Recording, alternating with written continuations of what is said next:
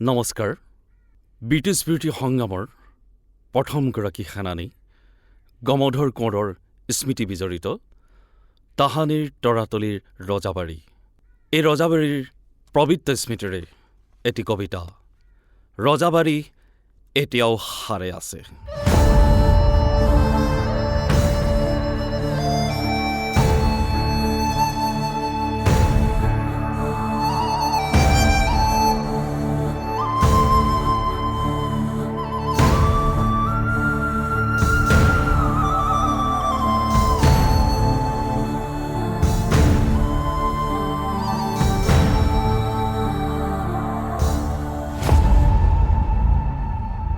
ৰজাবাৰী এতিয়াও সাৰে আছে। অতীত সুঁৱৰি ৰজাবাৰী এতিয়াও সাৰে আছে। সাৰে আছে ৰজাধাপ, বগা বঙালৰ বদলহিত হোৱা স্বাভিমানী জাতিৰ হত্যা যুঁজৰ কেঁচা তেজৰ কলিজাৰ ৰজাবাৰী সাৰে আছে।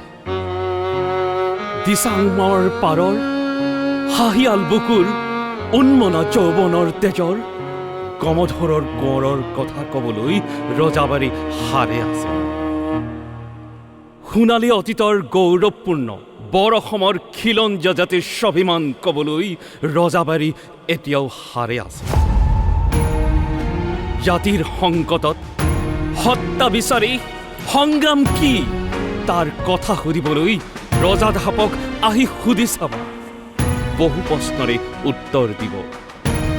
ৰজাবাৰী এতিয়াও সাৰে আছে চিঞৰি ক'বলৈ, পেয়ংলি গমধৰ পেয়ংলি অসম, পেয়ংলি গমধৰ পেয়ংলি অসম। ৰংপুৰৰ বগা বঙালৰ খাৰ ঘৰ জ্বলাই সংগ্ৰাম আৰম্ভ কৰাৰ সেই অতীত বুৰঞ্জী তৰাতলীৰ ৰজাবাৰীৰে ৰচিছিল বহু আঁচনিৰ কথা। নিতাল মাৰি থকা ৰজাবাৰীক আহি সুধি চাবা অসমৰ মৰণ সংকটৰ কথা। আহোম, চুতীয়া, নগা, মণিপুৰী সকলো একগোট কৰি দেশ উদ্ধাৰৰ আখৰা কৰা ৰজাবাৰী এতিয়াও সাৰে আছে বহু কথা ক'বলৈ।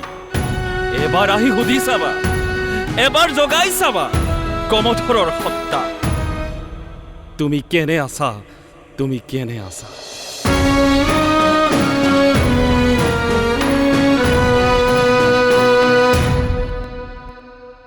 ধন্যবাদ।